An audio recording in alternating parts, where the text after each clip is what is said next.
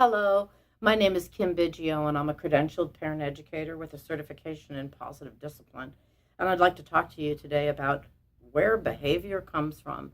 Because before we can actually modify behavior, we have to understand its origins and its roots, especially when it comes to young children. So, a child's behavior is driven by many, many factors. One of them, of course, is their age and stage, but there's many other factors that really can affect children's behavior. One of them is temporary stressors, moving, visiting family, sickness. All of these things really affect children's behaviors. Let's even go the higher level of sometimes we have a parent who's deployed or who's away for a long time. And so, this is temporary, but yet in an extended manner and can really affect the core of the child.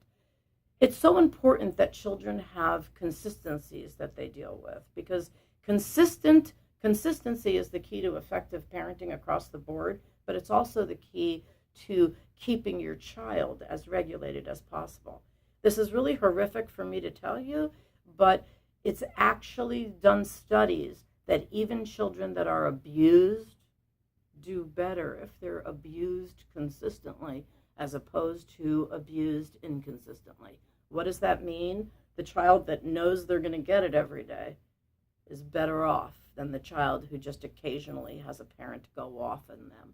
So here's the deal. We have to understand that where does behavior come from? Sometimes an inconsistent environment and inconsistent parents. Those are two key factors. The other thing we really have to understand is just the environment in general. Sometimes I like to call something, and this is kind of my little funny spin on it, lousy local conditions. What does that mean? Let's use the example of Target. Think about it. Every single person who's walking into Target is pulling out a cart, walking in the store, and putting things in the cart to buy. And then you have a young child, and guess what? They want things too. Now let's add in, maybe it's 4 o'clock in the afternoon, and maybe that child hasn't had a nap. This is what we call a lousy local condition. We know that that child is really set up to have some inappropriate behavior. So understanding all of this can help parents set their child up for success.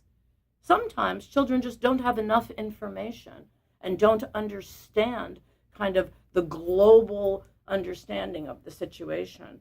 So parents really need to learn how to communicate with their child and once again to help them set up for success.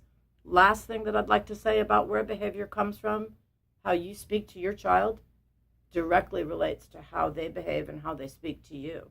As shocking as this is, oftentimes parents will come to find out why their child is engaging in intense tantruming, and what we find out is because that behavior is being modeled to them by the parent.